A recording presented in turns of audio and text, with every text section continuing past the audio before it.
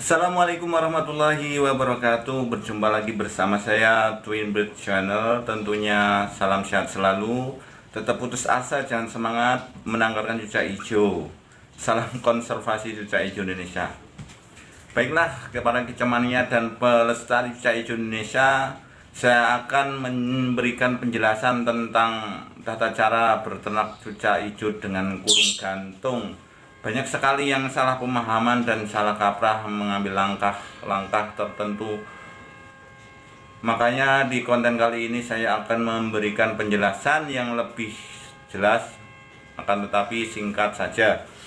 Baiklah, di sini saya akan menyambungkan penjelasan dari guru besar saya, Mbah Waskito, dan guru-guru yang lain.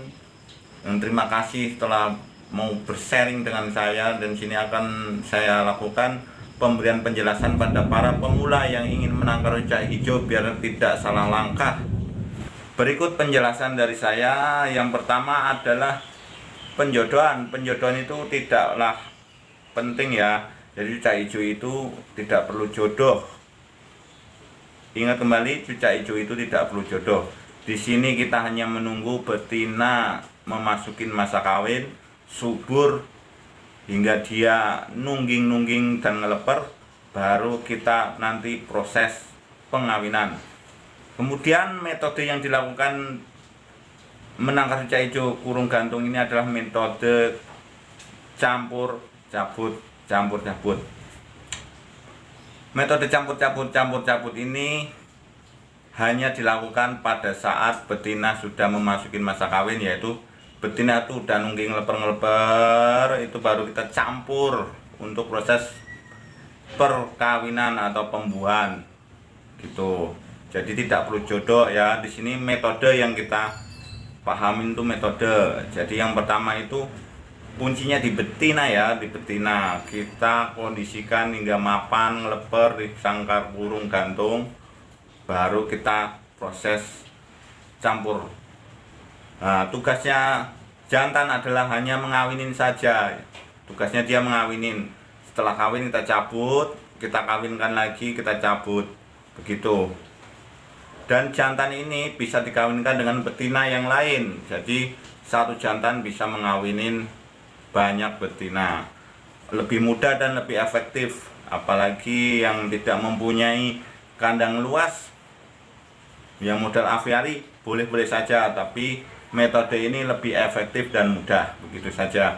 Jadi yang kita perlu pahami, yang pertama tidak perlu jodoh. Cucak hijau itu tidak ada perjodohan. Jadi menunggu betina memasuki masa kawin, kita kondisikan hingga dia mapan ngeleper, baru proses pencampuran. Pencampuran betina dengan jantan ini bertujuan untuk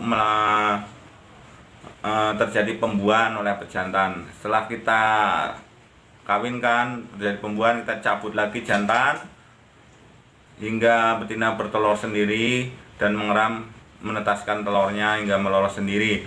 Jadi di sini jantan tidak ikut campur. Jadi jantan ini bisa dicabut kembali, kita kawinkan dengan betina lain juga bisa. Jadi penjelasannya begitu. Yang kedua, proses pengeraman betina. Pengeraman dilakukan sendiri dari mulai telur kedua, yaitu 14 hari, atau sesuai dengan cuaca keadaan lingkungan kita ya. Kemudian untuk proses membesarkan cindilan cucak hijau itu tergantung pemikiran kita. Atau kita ingin biarkan betina itu meloloh hingga besar, silakan. Atau kita akan melakukan lolos sendiri atau hand feeding, silakan.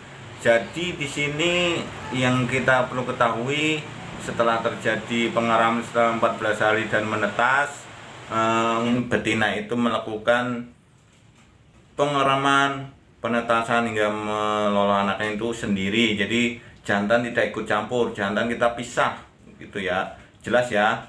Kemudian selanjutnya loloh indukan.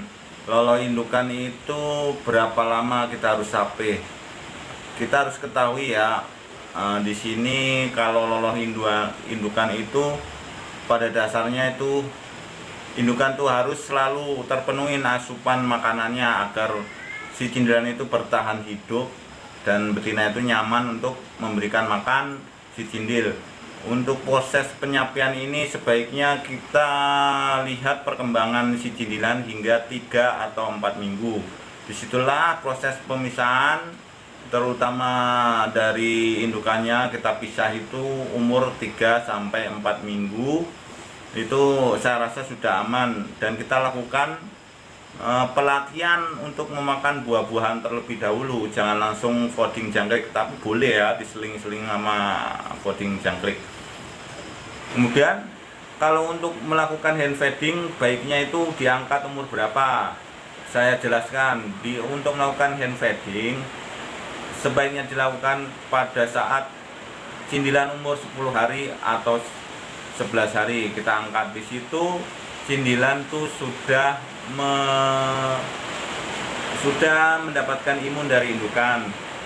Terutama itu harus punya imun dari indukan. Nah, itu udah kuat, kemudian udah mulai membuka kelopak matanya. Dari situlah cindilan yang aman untuk kita angkat melakukan hand feeding. Nah, untuk umpan lolo hand feeding itu bisa disesuaikan, bisa dengan pur, bisa dengan buah-buahan, bisa dengan jangkrik. Akan tetapi jangan terlalu kita paksa ya. Ada triknya sendiri yang sudah saya bikin kemarin di konten sebelumnya untuk hand feeding. Dan kita lanjut pembahasan yang lainnya, yaitu proses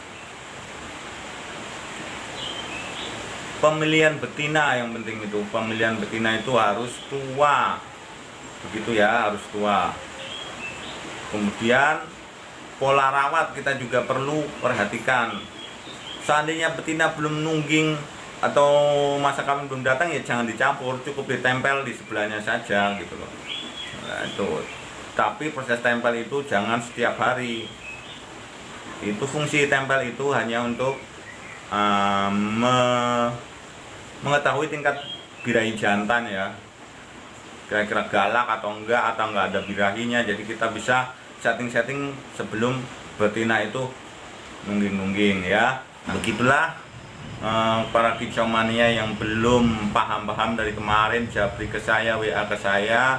Pada dasarnya yang perlu digarisbawain adalah kesabaran ya. Jangan terlalu buru-buru. Kita ternak itu dengan hati dan kesenangan ya, jangan dibawa, maksudnya jangan dibawa emosi atau dibawa, kita jalannya aja mengalir gitu. Gak usah buru-buru, ntar juga ketemu gitu settingannya. Jadi untuk para pemula ingin menangkar ruca hijau itu pahamin dulu ya, pahamin gimana sih pola rawatnya gitu. Terus betina kriteria apa yang perlu digunakan, terus mencari jantan yang benar-benar dominan bisa ngawin, itu juga penting gitu. Baiklah para kicau mania, kalau belum paham silahkan lihat deskripsi, sudah saya tulis itu rangkuman cara berternak ruca hijau dengan kurung gantung. Kalau kurang jelas lagi udah saya sertain nomor WA, only WA ya. Silahkan video call boleh, mau WhatsAppan boleh. Nah, begitu saja para kicau mania penangkar ruca hijau, khususnya kurung gantung. Tunggu konten selanjutnya. Tetap setia di channel saya.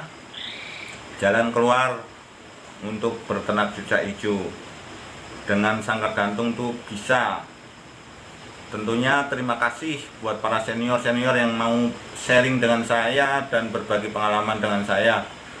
Tetap maju bersama, tetap putus asa, jangan semangat. Salam konservasi ruca hijau Indonesia ya.